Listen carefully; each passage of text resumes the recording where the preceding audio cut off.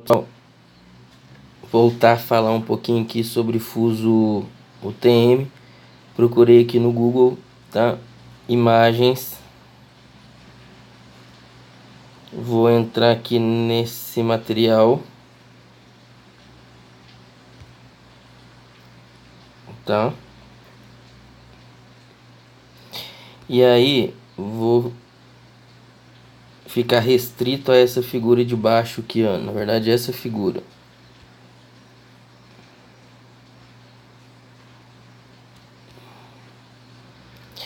Então, olha só. Recapitulando. Nós temos 60 fusos UTM, tá? Numeragem de 1 a 60. Então, este daqui que vocês estão vendo é um fuso dos 60, tá? E a origem, como foi dita, de cada fuso é a interseção do meridiano central com o equador, tá? Paralela à origem e o meridiano central, tá? Então, da origem do sistema.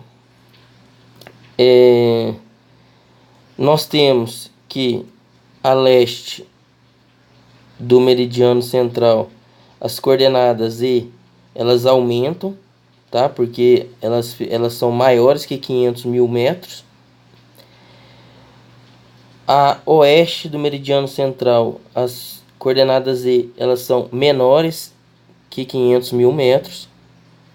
Tá? Então, por aí você já consegue saber se o ponto está a leste ou a oeste do meridiano central do fuso.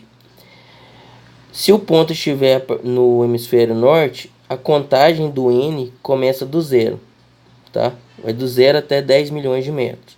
Se o ponto for para o sul, estiver no sul, vai ser 10 milhões de metros menos alguma coisa, tá? Ou seja, os valores do N serão menores que 10 milhões de metros, mas mais próximos a 10 milhões, tá? Então, eu vou começar do zero para o norte e diminuir de 10 milhões quando eu estiver indo para o sul.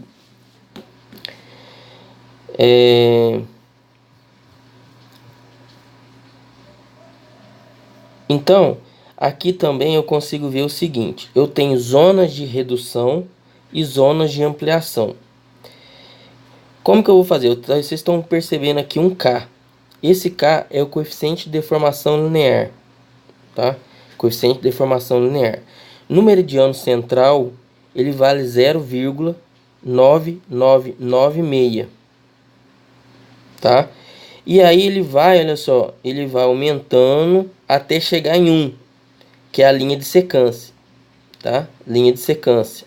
Secância do cilindro utilizado como superfície de projeção, ele corta a superfície de referência, que no caso seria o elipsoide ou a esfera. Então, do meridiano central até a linha de secância, eu tenho uma zona de redução. Por quê? Porque o coeficiente de deformação linear K é menor que 1. Da linha de secância até o extremo do fuso, ou a borda do fuso, o K passa a ser maior que 1, até o valor de 1,001, tá? Aqui, eu arredondando aqui, vai ficar 1,001. Então, como o K é maior que 1, eu tenho uma zona de ampliação, tá certo? Então, eu tenho zona de redução e zona de ampliação.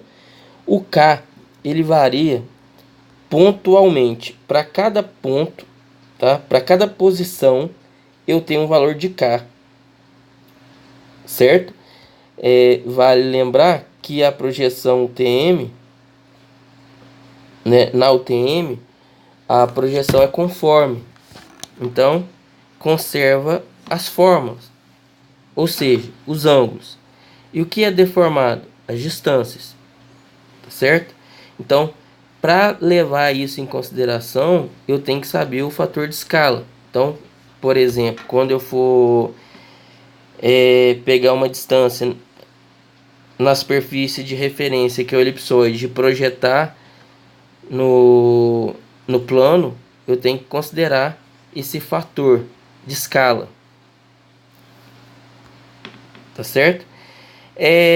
essa zona de redução significa que a distância no plano será menor que a distância geodésica.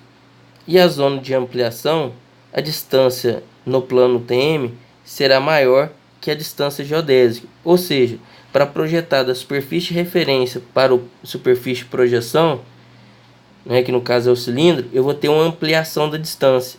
E nessa área aqui, na zona de redução, quando eu pegar a distância na superfície de referência e projetar no plano, na superfície de projeção, eu vou ter uma redução dessa distância. Então, é extremamente importante levar em consideração esse fator de escala.